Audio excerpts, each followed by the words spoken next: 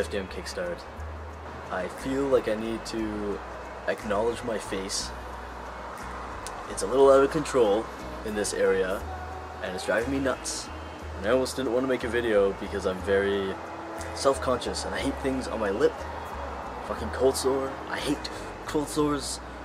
My hate for them burns fiery passion equivalent to 1,000 suns. Like, I can't communicate how depressed I get about myself when I miss it and it fucking manifests itself on my face and drives me insanely nuts. And So, I decided to swallow my pride and present myself to you on camera like this. And then this guy came along, he was like, hey, I hear there's a party going on in Kip's face, so I thought I'd drop by with a few beers. So, is it okay if I crash here for a few days too? Because I got, they're like, yeah, no problem. And I got this little guy, he's recovering, but like, you can connect the dots across my mouth. And I'm not happy about it.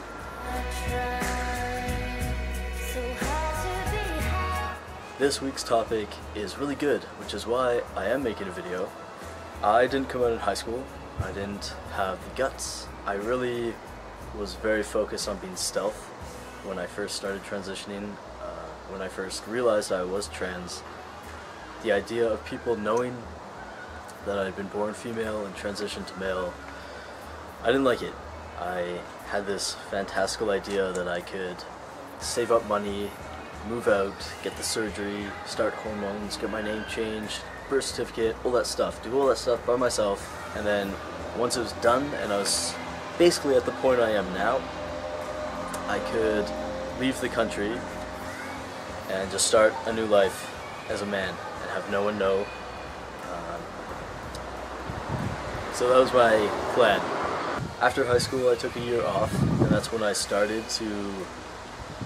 came out to my doctor, went to Chem H in Toronto, was really excited about university being a space that I could sort of fulfill this fantasy about just living as a man and being in a new environment and having no one know me, which didn't work out. Obviously, there were some people from my high school that ended up going to the university and the college. So that was very stressful, but I didn't come out. I kind of assumed that people were talking about me, and that sucked. But I had a girlfriend and I had friends who were very supportive, like high school friends and stuff, who I'd come out to later on when I really decided to like transition. I came out to my high school friends because they were going to find out anyway, right? Like, new people you don't necessarily have to tell. The old friends, unless you just cut them out of your life and never talk to them again, they might have questions if you show up one day and you've got a beard and such. So that was nice support network, and my parents and my family knew. So so first year I lived in res, and I can jump right into some of the issues there. First year res, I was supposed to be on the old boys floor in the basement, the Bat Cave, aptly named. But on my application I noted that I was trans, so like a week before move-in day I got a letter saying I was moved up to a co-ed floor, which was nice. It was probably better, but it was still like co-ed bathrooms, and it was all like just a row of stalls on one side, sinks, and then on the other side of the door were shower stalls, and that was brutal. For a while I was getting up at like 5 o'clock in the morning to shower, and then I'd go back to my room, kind of cat nap, and then get ready to go to class just to avoid anyone.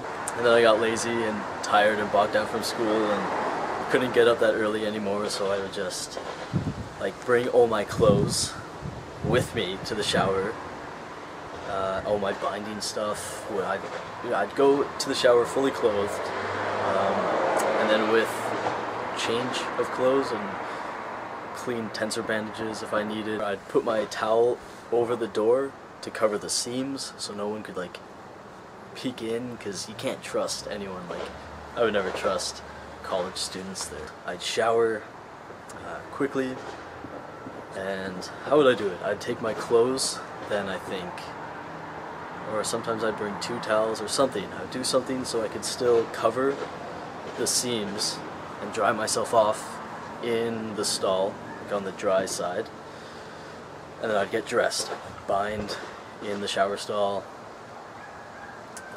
put all my clothes on, get all my stuff, go back to my room, and then there I'd probably do the masking tape there, because it'd be really loud in the bathroom and people would be like, what's going on there? I don't know if I can give anyone advice on how to deal with that. That's just something you deal with, and it builds character, and it makes you a better person for it, you know, like getting through that. That's all I can say.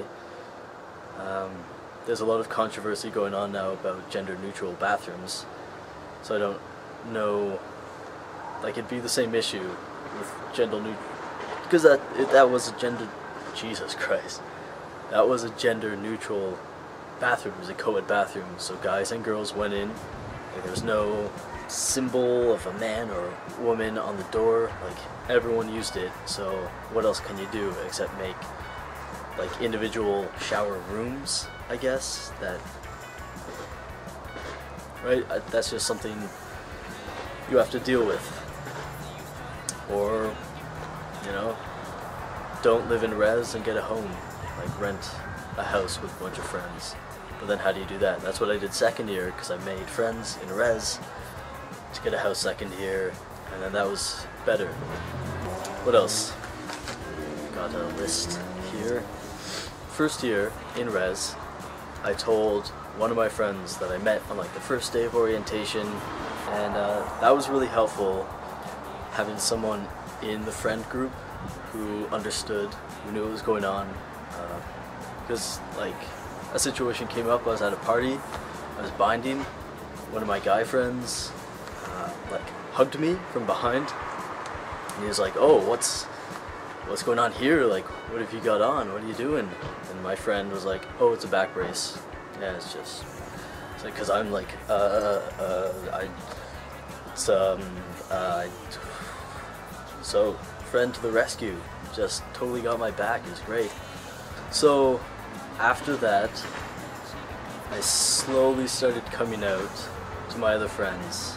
Third year, after my ex-girlfriend broke up with me, I was very down, ostensibly, and then something happened, and I don't know if it was the fact that not being in a relationship with someone kind of freed me up. That might have something to do with it. I had also started testosterone, and I think it was the oral, which is horseshit. But I think even that like really small dose of oral, slow acting nonsense did have an effect. And my confidence as a person and my comfort in my own skin started to grow. And so I started coming out to my classmates, coming out to them and being comfortable, and starting to get this idea that I wanted to bring awareness of trans issues. Because I had such a good situation, because I had so much support, so I had a lot of success. I had a lot of good experiences, a lot of good people in my life.